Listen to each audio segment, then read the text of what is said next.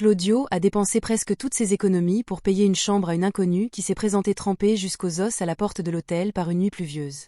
Le directeur s'est moqué de lui, ses collègues l'ont traité de fou, et le lendemain matin, alors qu'il s'attendait à être renvoyé, cette même jeune femme est descendue de l'ascenseur d'une manière que personne dans le hall n'oubliera jamais. C'était un jeudi, peu après minuit. L'hôtel était presque vide, c'était la basse saison, avec seulement 3 réservations pour le lendemain. Claudio y travaillait depuis 2 ans comme portier de nuit. Célibataire et âgé de 30 ans, il vivait dans un petit appartement à 40 minutes de là en bus. Son salaire couvrait le loyer, les factures, et il restait même un peu d'argent à envoyer à sa mère, qui vivait seule à la campagne. Perdre cet emploi était hors de question.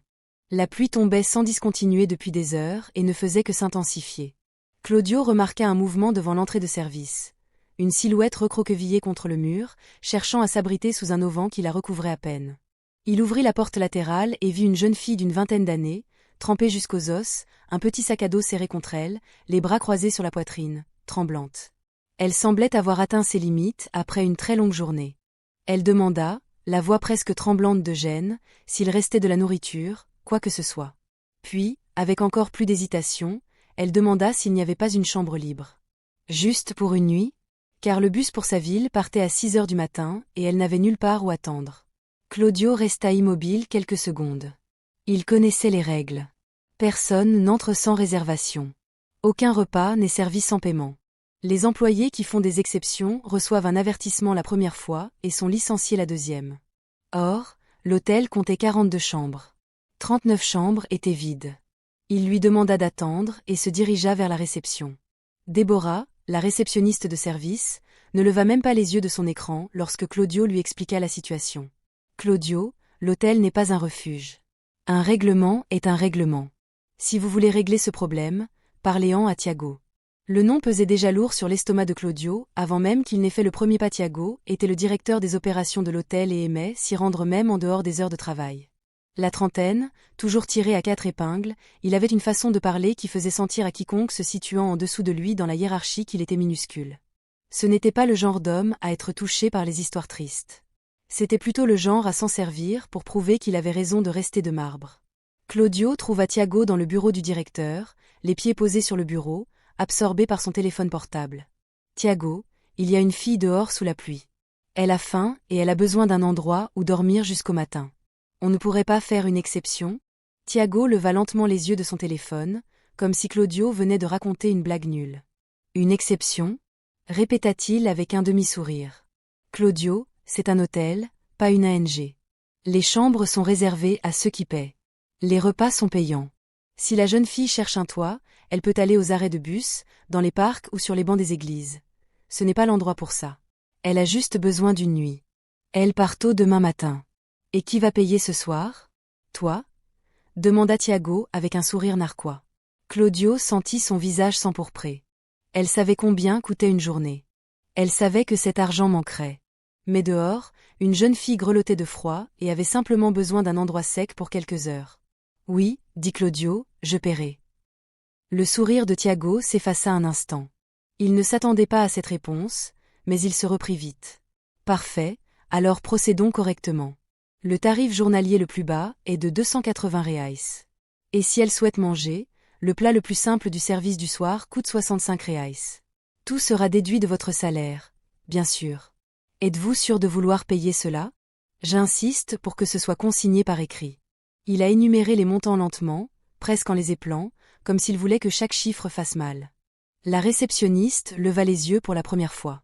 Un agent de sécurité qui passait dans le couloir ralentit pour écouter. Claudio sentait le poids de chaque regard. 345 reaux, presque un tiers de ce qu'il gagnait toutes les 2 semaines. C'était suffisant pour payer la facture d'électricité, la moitié des courses, ou les médicaments de sa mère. Il le savait. Malgré tout, il regarda Thiago et répondit « Tu peux le déduire ». Thiago le fixa quelques secondes, comme s'il s'attendait à ce que Claudio change d'avis. Quand elle comprit que ça n'arriverait pas, elle haussa les épaules et se tourna vers Déborah. « Note ça. Tarif journalier simple, repas du soir compris. Responsable, Claudio Oliveira, portier. Retenu sur salaire. » Il a délibérément énoncé son titre professionnel à haute voix, afin que tout le monde sache qui était le portier qui pensait pouvoir financer des œuvres caritatives avec son salaire. Claudio est retourné à l'entrée de service. La jeune fille était toujours là, recroquevillée contre le mur. Quand il lui dit qu'elle pouvait entrer, qu'une chambre et un repas l'attendaient, elle resta immobile. Puis, d'une voix douce, elle demanda combien elle lui devait. Claudio répondit qu'elle ne lui devait rien. Tandis qu'elle descendait le couloir, elle avançait lentement, comme si elle hésitait sur le sol. Elle dit seulement qu'elle s'appelait Rafala. Elle n'ajouta rien. Et Claudio ne posa aucune question. Il appuya sur le bouton du 3e étage et attendit que les portes de l'ascenseur se referment. Puis il retourna dans le hall et regarda la pluie tomber par la fenêtre. 345 reais. C'était son argent de poche hebdomadaire. Ce qu'il économisait pour ne pas avoir de problèmes financiers jusqu'à sa prochaine paie. Mais là-haut, il y avait une jeune fille de 20 ans qui allait se coucher le ventre plein et le ventre vide, pour une nuit. Et pour l'instant, cela suffisait. Mais le regard que Thiago lui lança avant de quitter le bureau du directeur n'était pas indifférent. C'était prémédité. L'œuvre de quelqu'un qui planifiait déjà son prochain coup. Et Claudio savait, même s'il essayait de se convaincre du contraire, que cette histoire était loin d'être terminée. Rafala dîna seule à une table du restaurant désert de l'hôtel. Une soupe et un morceau de pain. Elle mangea lentement, en silence, la tête baissée, comme si elle cherchait à se faire la plus discrète possible dans ce lieu où elle savait qu'elle n'était pas la bienvenue. Claudio l'observait de loin, près de l'entrée, et remarqua qu'elle débarrassait la table avant de partir. Elle empila les assiettes et les verres comme si elle rendait service à quelqu'un sans le vouloir. Avant de prendre l'ascenseur, elle s'arrêta devant la porte d'entrée. Elle resta là quelques secondes sans rien dire. Puis elle dit, presque dans un murmure, « Merci. » Vraiment. Claudio hocha la tête. Il ne savait pas quoi répondre. Elle monta à l'étage et il resta là, seul avec le bruit de la pluie et le poids de son acte. Les commentaires n'ont pas tardé à fuser. Le premier venait de Wilson, l'agent de sécurité qui avait ralenti au moment de payer. Il s'était présenté à l'entrée, un café à la main et un sourire pour le moins hostile. « Alors, Claudio, tu es enfin devenu directeur d'ONG, ou tu fais toujours semblant d'être portier ?» Claudio ne répondit pas. Wilson poursuivit. 345 reais, mon frère, en un mois qui n'est même pas terminé, pour une fille que tu n'as jamais vue de ta vie. Si ça, c'est pas de la folie, je ne sais pas ce que c'est. C'était ma décision, Wilson. C'était une décision stupide. Mais bon, c'est ton argent, c'est ton problème.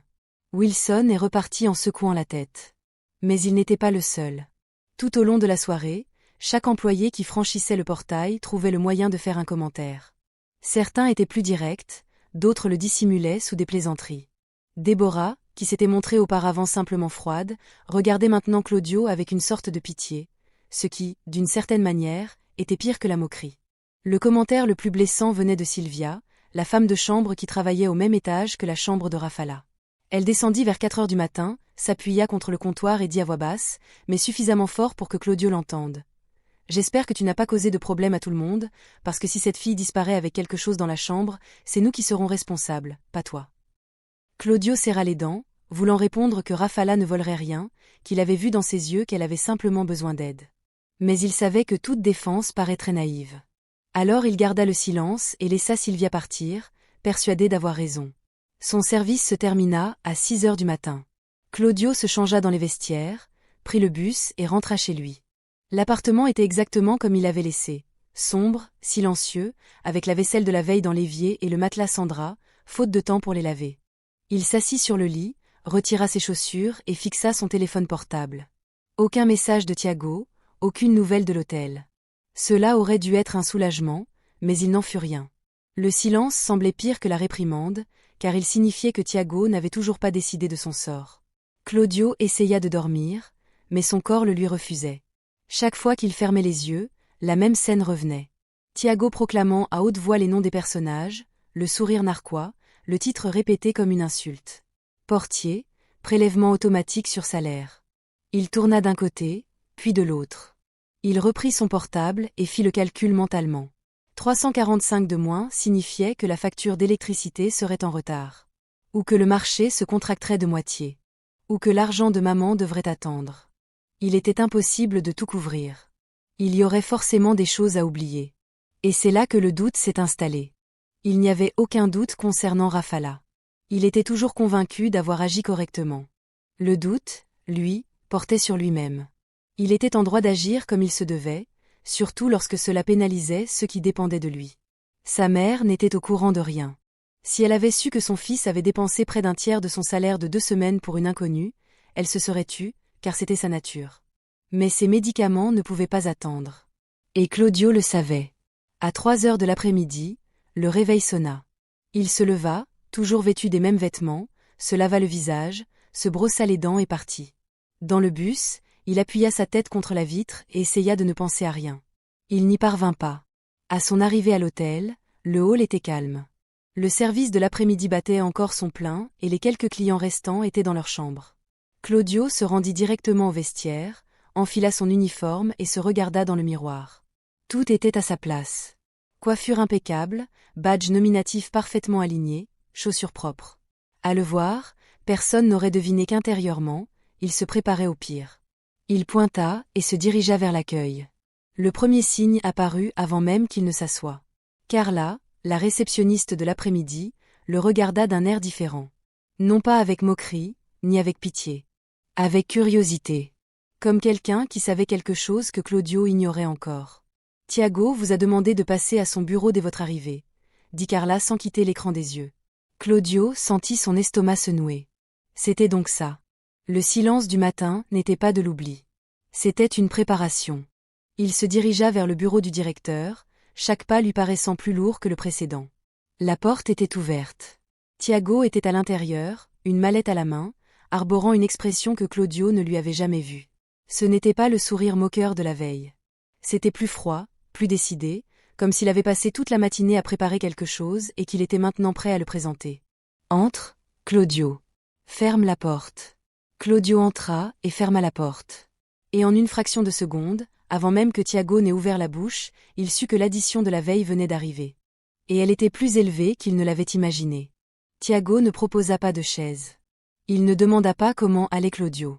Il se leva, sa mallette ouverte sur la table, et alla droit au but. « J'ai beaucoup réfléchi à ce qui s'est passé hier soir et j'en suis arrivé à une conclusion.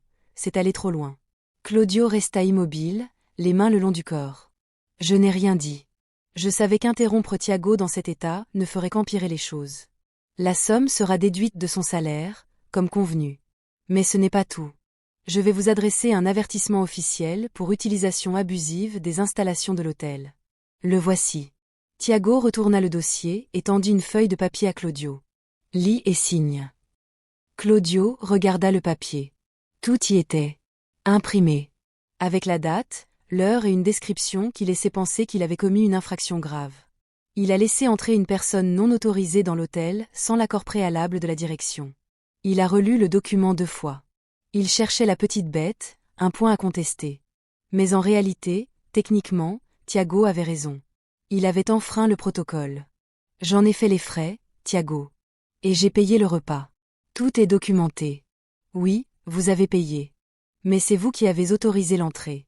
Et vous n'avez plus cette autorisation. Le paiement n'y change rien. Signez le document. Claudio tenait le stylo. Il sentit sa main s'alourdir. Il signa. Tiago ramassa le papier.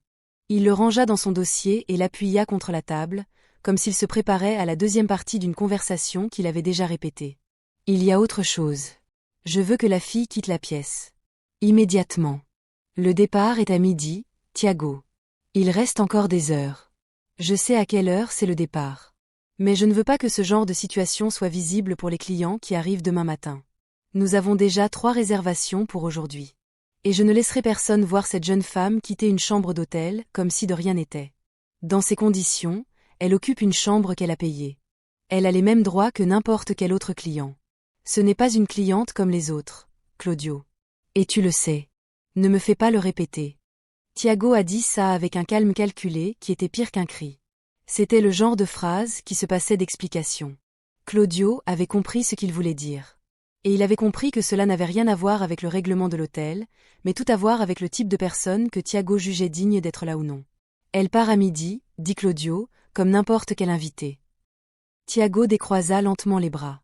Claudio, je vais te donner l'occasion de réfléchir à ce que tu viens de dire.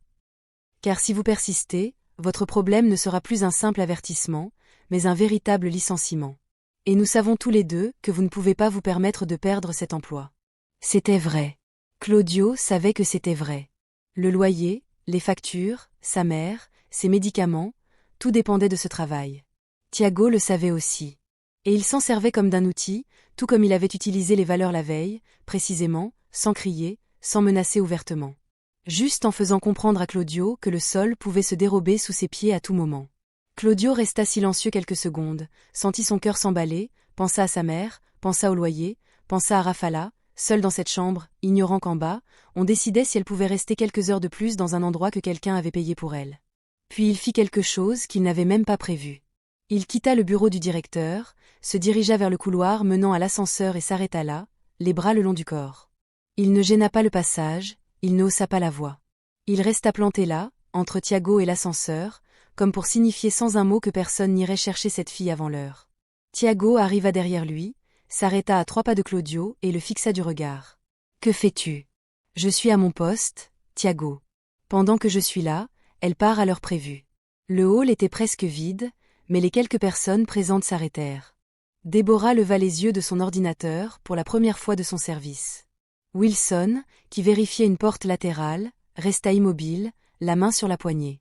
Même Sylvia, qui descendait avec un chariot de ménage, se figea dans le couloir. Personne ne dit un mot. Le silence dura une dizaine de secondes, mais parut bien plus long. Thiago fit un pas en avant.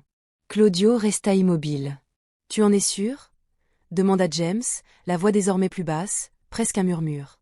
Ce n'était plus de la colère, c'était un avertissement, le dernier. « Oui. » Thiago resta immobile quelques secondes.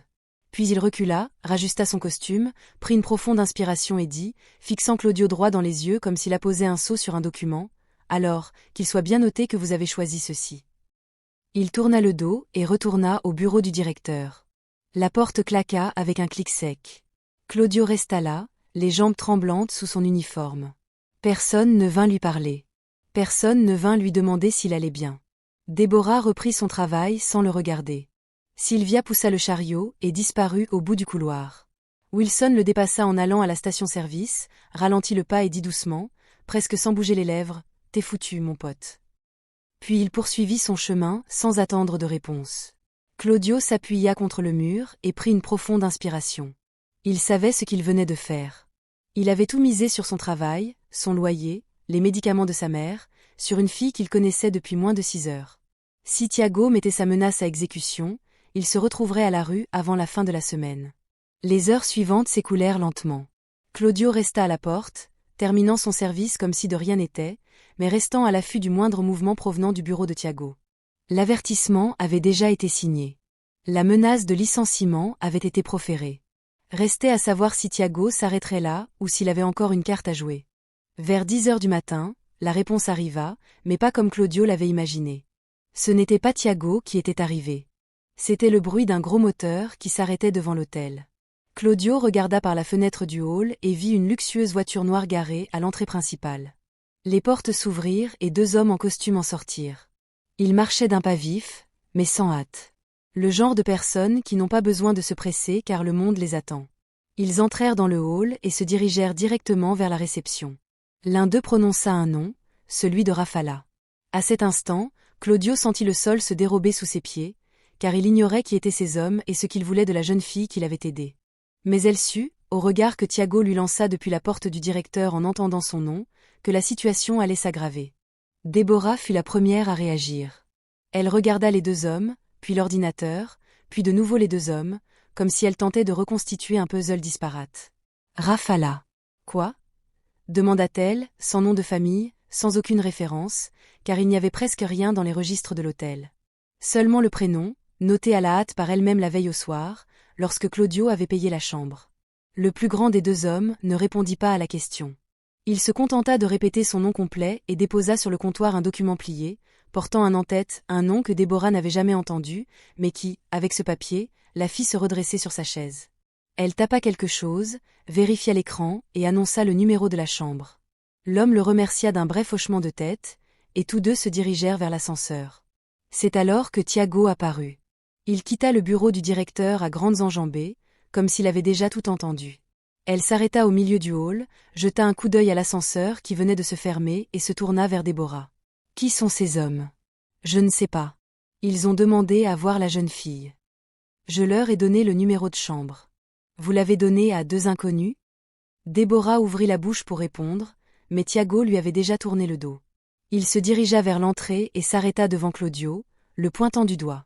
Je vous avais prévenu. J'avais dit que cette histoire allait faire des vagues. Et voilà que 2 hommes en costume montent dans la chambre d'une fille que personne ne connaît, arrivée en pleine nuit sans papier, sans réservation, sans rien. Si c'est une arnaque, si elle est impliquée dans quelque chose, tu en es entièrement responsable. Tiago, je ne sais pas qui sont ces hommes, pas plus que toi, mais je sais qui lui a ouvert la porte. Et ça suffit. Tiago retourna au centre du hall et se mit à arpenter la pièce. Il était véritablement nerveux. Il n'était plus le directeur de bureau calculateur qu'il était. Il sentait que la situation lui avait échappé et qu'il devait reprendre le contrôle.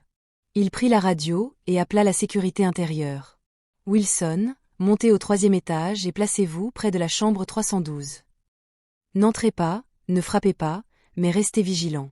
Appelez-moi si quelque chose d'étrange se produit, répondit Wilson à la radio d'un ton sec et entendu. Claudio avait tout entendu depuis le corps de garde. Il sentit son estomac se nouer. Non pas parce qu'il avait peur de Rafala. Il continuait de croire qu'elle ne représentait aucune menace, mais par crainte de ce que Tiago était capable de faire en exploitant cette méfiance, car Tiago ne se souciait pas de la sécurité de l'hôtel. Ce qui l'inquiétait, c'était sa propre image. Si quelque chose tournait mal, il devait être celui qui tenterait de l'empêcher. Et si ça avait marché, c'était forcément lui qui avait trouvé la solution. Les minutes qui suivirent furent les plus longues de la matinée. Personne ne descendit. L'ascenseur ne bougea pas. La radio était muette. Chaque seconde de silence semblait confirmer la théorie de Tiago. Et il a tenu à le dire à voix haute. Ça prend trop de temps, a-t-il dit, non pas à quelqu'un en particulier, mais assez fort pour que tout le monde l'entende. Si c'était des visiteurs ordinaires, ils seraient déjà partis. Ce n'est pas normal. Sylvia, qui était revenue dans le hall avec le chariot vide, s'approcha de Déborah et lui murmura quelque chose. Déborah secoua la tête. Claudio n'entendit pas leur conversation, mais il vit le regard que lui lança Sylvia. Ce n'était plus de la curiosité. C'était une accusation. Tiago s'arrêta et s'approcha de nouveau de Claudio. « Écoute, Claudio, je vais te donner une dernière chance de prendre le bon parti dans cette histoire. Lorsque cette situation sera terminée, et elle le sera, je rédigerai un rapport. Dans ce rapport, je pourrai indiquer si vous avez contribué à résoudre le problème ou si vous en êtes responsable. Le choix vous appartient. » Claudio regarda Tiago. Il ne vit pas dans ses yeux un manager inquiet, mais un homme qui élaborait un scénario. Chaque phrase, chaque geste, chaque instruction à la radio, tout était une pièce du puzzle que Tiago assemblait pour se protéger et, accessoirement, enterrer Claudio. « Je n'ai causé aucun problème, Tiago. J'ai payé une chambre pour quelqu'un qui en avait besoin. Tout ce qui s'est passé ensuite est de ta faute. » Tiago serra les dents, mais ne répondit pas. Il tourna le dos et retourna au centre du hall, gardant un œil sur le panneau de l'ascenseur. 5 minutes s'écoulèrent. Puis 10. Puis 15. Wilson a appelé une fois par radio pour dire que tout était calme dans le couloir. Tiago lui ordonna de rester à son poste. Claudio demeura debout à la porte, s'efforçant de garder son calme. Mais intérieurement, le doute qu'il avait refoulé toute la matinée commençait à grandir. Et si Tiago avait raison? Pas sur le danger que représentait Rafala. Il n'y croyait pas. Mais si ces hommes n'étaient pas ceux qu'elle imaginait? Et s'il y avait une dimension à la situation que Claudio ne pouvait percevoir? Il regarda le panneau de l'ascenseur. 3e étage. Toujours rien. Près de 20 minutes s'étaient écoulées depuis la montée des 2 hommes et personne n'était redescendu. Puis, sans prévenir, le nombre sur le panneau a changé. 3, 2, 1. Rez-de-chaussée. Tout le hall s'est arrêté. Tiago se retourna. Déborah se leva de sa chaise. Sylvia laissa tomber la poussette. Wilson apparut dans le couloir latéral, essoufflé, comme s'il avait dévalé les escaliers pour arriver avant l'ascenseur. Les portes s'ouvrirent. Et ce qui en sortit laissa tout le monde dans le hall sans voix. Car la jeune fille qui, la veille au soir, était entrée trempée par la porte de service, celle-là même qui avait mangé sa soupe en silence et était montée dans sa chambre sans se retourner, se tenait maintenant devant tout le monde, dans une posture que personne dans cet hôtel ne s'attendait à voir. Et son regard n'était pas celui de quelqu'un qui demande la permission, mais celui de quelqu'un qui prend une décision. Rafala portait une robe sombre, simple, mais bien coupée. Ses cheveux, plaqués sur son visage par la pluie la nuit précédente, étaient maintenant tirés en arrière en un chignon serré. Ses chaussures étaient neuves. Son vieux sac à dos avait disparu. Assise sur son siège, elle ne tenait qu'une enveloppe brune dans sa main gauche. 2 hommes en costume se tenaient un pas derrière elle, de chaque côté, comme des escortes. Elle sortit de l'ascenseur et traversa le hall d'un pas tranquille. Il ne regardait pas sur les côtés, il ne cherchait pas l'approbation. Il marchait d'un pas assuré, conscient du poids de chacun de ses pas. Le silence dans le hall était si pesant qu'on entendait la climatisation. Personne ne bougeait. Personne ne parlait. C'était comme si tout le monde assistait à une scène qui n'avait rien à faire là. L'hôtel semblait s'être transformé en scène de théâtre, et personne ne savait quel rôle il devait jouer. Tiago fut le premier à réagir. Il fit 2 pas vers elle, rajusta son costume et tenta d'afficher l'air autoritaire qu'il arborait toujours. Mais il y avait quelque chose de différent. Une hésitation dans son regard, absente 10 minutes auparavant. « Êtes-vous la cliente de la chambre 1312 » demanda-t-il. Et pour la première fois depuis que Claudio le connaissait, la voix de Tiago se fit prudente. Ce n'était pas par respect, mais par calcul. Il cherchait à comprendre qui était cette femme avant de décider comment se comporter avec elle. Rafala s'arrêta. Elle regarda Tiago droit dans les yeux, sans détourner le regard. Il jeta alors un coup d'œil autour de lui. À Déborah derrière le comptoir, à Wilson dans le couloir, à Sylvia, les mains sur le chariot. Et enfin, à Claudio, immobile sur le seuil, le cœur battant si fort qu'il était certain que tout le monde pouvait l'entendre. « Oui, c'est moi », répondit Rafala. « Et je dois parler à tous les employés de cet hôtel. Maintenant. » Tiago cligna des yeux. 2 fois. Ce n'était pas le genre de réaction qu'il avait habituellement. De quoi parlons-nous exactement? De l'avenir de cet hôtel. Et de ce qui s'est passé ici hier soir. Tiago ouvrit la bouche, mais avant qu'il ne puisse dire quoi que ce soit, un des hommes en costume s'avança et prit la parole pour la première fois. Rafala Duarte Montero, agent de sécurité privée. Elle a interrogé tout le monde ici. Maintenant. La phrase tomba dans le hall comme une pierre sur l'eau. Les yeux de Déborah s'écarquillèrent. Sylvia laissa tomber le chariot et recula d'un pas. C'était comme s'il avait reçu une poussée invisible. Wilson resta paralysé dans le couloir, ne sachant s'il devait rester ou partir. Et Tiago? Tiago devint livide. Ce n'était pas un changement d'expression. C'était un démantèlement. La position ferme a cédé. Ses épaules s'affaissèrent d'un demi-centimètre. Sa main droite, qui reposait nonchalamment dans la poche de son costume, retomba le long de son corps. Il s'efforçait de garder les yeux fixés sur Rafala, mais son regard commença à vagabonder. Au sol, sur le comptoir, n'importe où sauf son visage. « Vous avez acheté l'hôtel » répéta-t-elle, comme si elle avait besoin de l'entendre de sa propre voix pour y croire. « Ma famille a signé l'acte de vente il y a 2 semaines, dit Rafala, sans changer de ton. Le transfert officiel aura lieu dans les prochains jours. Mais désormais, toute décision concernant le personnel, la structure et les opérations sera prise par moi. » Tiago déglutit difficilement. Claudio sentit sa pomme d'Adam se soulever et s'abaisser. C'était la première fois qu'il voyait Tiago sans réplique toute faite, sans formule cinglante, sans sourire condescendant. L'homme qui, quelques heures auparavant, avait menacé de le licencier avec le calme d'un résiliant son abonnement à un magazine, se tenait maintenant au milieu du hall, les mains défaites. Rafala n'attendit pas de réponse. Elle se tourna vers le hall et parla d'une voix ferme, sans toutefois hausser le ton. « Je sais que vous ne me connaissez pas, et je comprends que la situation actuelle puisse paraître étrange, mais il faut que chacun entende ce que j'ai à dire, car cela vous concerne tous. » Sylvia s'approcha lentement. Wilson quitta le couloir et se tint près de la réception. Déborah se leva de sa chaise. Même le cuisinier du matin, qui s'essuyait les mains avec un torchon à la porte de la cuisine, s'arrêta pour écouter. Claudio ne bougea pas. Il resta où il était, à l'entrée, les mains le long du corps, partagé entre un soulagement mêlé de vertige qu'il ne parvenait pas à distinguer. Parce qu'une partie de lui voulait croire que tout s'arrangerait, mais une autre partie, celle qui connaissait la vie telle qu'elle est, savait que les surprises de ce genre ont toujours un prix, et il ne savait pas encore lequel. Rafala regarda Tiago une dernière fois, cette fois sans hostilité, sans colère, seulement avec la froide lucidité de celle qui sait déjà exactement ce qu'elle va dire. Avant de parler de l'avenir, je dois parler de la nuit dernière, car ce qui s'est passé dans cet hôtel ces dernières heures m'a révélé 2 choses, et ces 2 choses détermineront tout ce qui va suivre. Elle marqua une pause. Le hall était si silencieux qu'on entendait l'horloge murale derrière le comptoir. Tiago tenta de parler. Il ouvrit la bouche, leva la main comme pour demander la permission. Mais Rafala n'eut même pas besoin de l'interrompre. Son regard suffisait. Il ferma la bouche et baissa la main. Et là, dans ce silence, tous les présents dans le hall comprirent la même chose au même instant. Le pouvoir dans cet hôtel venait de changer de main. Et la femme qui tenait l'enveloppe était la même jeune fille qui, quelques heures plus tôt, avait mangé une soupe seule dans un restaurant désert et avait discrètement remercié pour son assiette.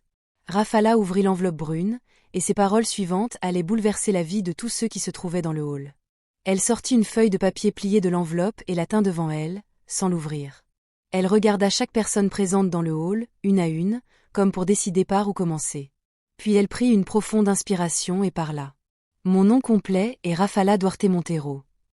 Ma famille possède une chaîne hôtelière à l'intérieur de l'État. Il y a 2 semaines, mon père a signé l'acte de vente de cet hôtel. La transaction est définitive et, dès la semaine prochaine, l'exploitation sera entièrement gérée par ma famille. Je suis responsable de cette transition. Elle parlait calmement, sans précipitation ni pause inutile. Elle ne faisait pas de discours. Elle les informait. Déborah cligna des yeux à plusieurs reprises, comme pour tenter de comprendre ce qu'elle entendait. Sylvia croisa les bras et serra les coudes, son corps réagissant avant sa pensée. Le cuisinier, posté devant la porte de la cuisine, s'appuya contre le chambranle comme s'il avait besoin de soutien. Wilson fixait le sol, la mâchoire serrée, et Thiago ne bougea pas. Il restait immobile, les bras le long du corps, et pour la première fois depuis que Claudio y avait travaillé, il lui parut plus petit. Pas physiquement, mais comme si quelque chose en lui avait rétréci. Rafala poursuivit. Je sais que vous avez des questions, et je répondrai à tout en temps voulu. Mais d'abord, je dois vous expliquer quelque chose à propos d'hier soir. Elle remit la feuille dans l'enveloppe et la serra à 2 mains. Ces derniers mois, je me suis éloignée de ma famille. J'avais mes raisons, et je ne les détaillerai pas, car cela relève de ma vie privée. L'important, c'est que je voulais me prouver que je pouvais vivre sans ce nom de famille et sans argent. Et j'y suis parvenue, pendant un temps. Jusqu'à ce que je ne puisse plus. Il marqua une brève pause. Personne ne bougea. Hier soir, j'ai craqué. Je n'avais plus d'argent, nulle part où aller, et le seul bus pour la ville de ma famille partait le lendemain matin. J'avais juste besoin d'un endroit sec pour attendre. Je n'avais pas prévu de venir dans cet hôtel. J'ignorais que mon père l'avait déjà acheté. C'était un pur hasard. Je suis venue parce que c'était le bâtiment le plus proche de la gare routière où il semblait y avoir quelqu'un de réveillé. Rafala jeta un coup d'œil à Claudio. Pas qu'un instant. Il fixa le vide pendant quelques secondes avant de poursuivre.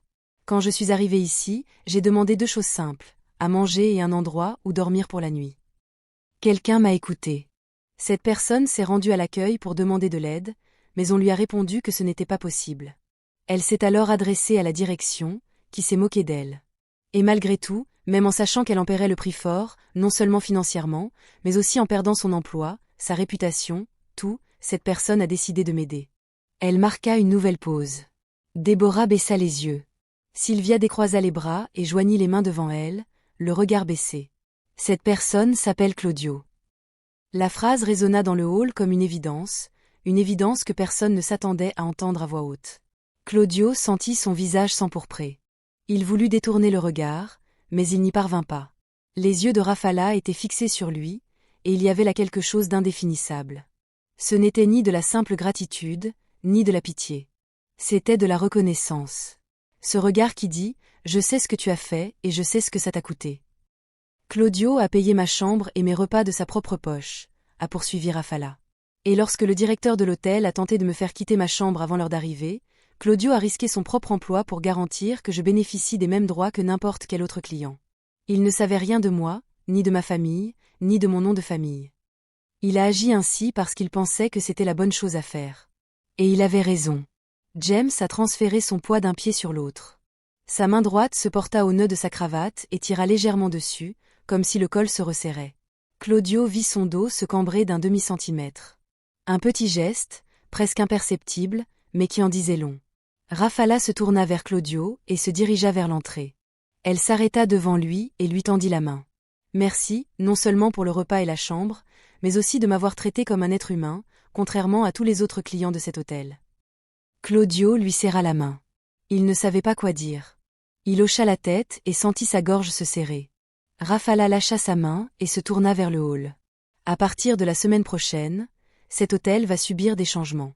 Certains structurels, d'autres liés au personnel. Je parlerai à chacun d'entre vous individuellement dans les prochains jours. Mais j'ai déjà pris une décision qui ne peut attendre. Elle regarda Claudio. Claudio sera promu. Dès aujourd'hui, il occupera un poste de supervision. Les modalités seront précisées d'ici la fin de la semaine, mais la décision est immédiate. Le hall resta silencieux pendant 2 secondes. Puis, Déborah expira. Le cuisinier hocha légèrement la tête, comme pour approuver discrètement. Wilson regarda Claudio avec une expression qui n'était plus moqueuse. C'était autre chose, quelque chose qu'il n'avouerait probablement jamais à voix haute. Claudio resta immobile. Il ne sourit pas. Il ne célébra pas. Il sentit un poids se soulever de ses épaules, puis un autre. Différent, mais beau. Mais toujours aussi difficile d'accès. C'est alors que Thiago est passé à l'action. Il fit un pas en avant, ajusta son costume pour la 3e fois et tenta de parler.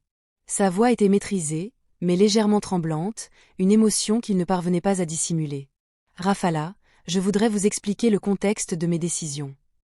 En tant que directeur, j'ai l'obligation de protéger l'hôtel et les clients, et les mesures que j'ai prises étaient conformes au protocole. » Rafala l'interrompit. Elle n'haussa pas la voix. Ce n'était pas nécessaire. L'homme a refusé de nourrir et d'héberger une personne dans le besoin dans un hôtel qui comptait 39 chambres vides. Puis, il a tenté de l'expulser avant son départ, alors qu'il savait que la chambre avait déjà été payée. Et lorsqu'un de vos employés a refusé d'y participer, vous l'avez menacé de licenciement. Ce n'est pas une procédure, c'est un choix. Thiago est resté silencieux. La main qui tenait la cravate retomba et pendit le long de son corps. Tout le hall retint son souffle. Puis Rafala prononça la phrase que personne n'oublierait jamais. « J'ai besoin de votre badge. » La phrase resta en suspens quelques secondes. Courte, sans cri, sans drame. Mais l'air était si lourd que personne dans le hall ne pouvait respirer correctement.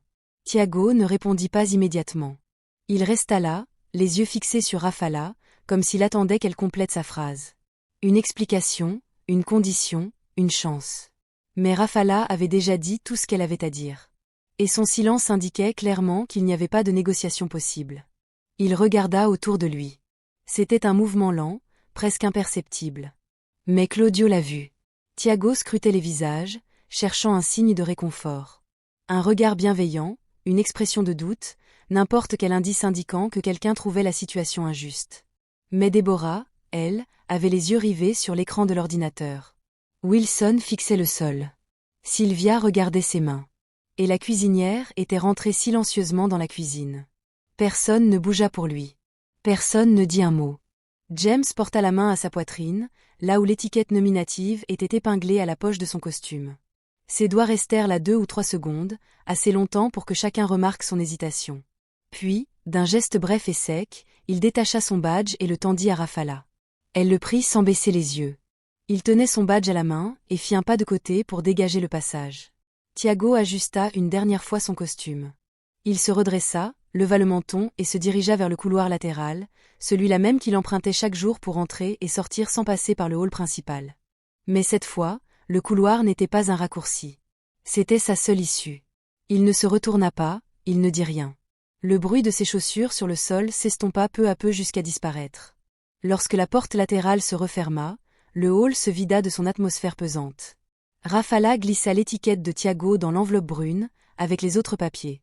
Puis, elle regarda les employés encore présents, Déborah, Wilson et Sylvia, et dit d'un ton plus léger, presque normal, « Je parlerai à chacun d'entre vous dans les prochains jours.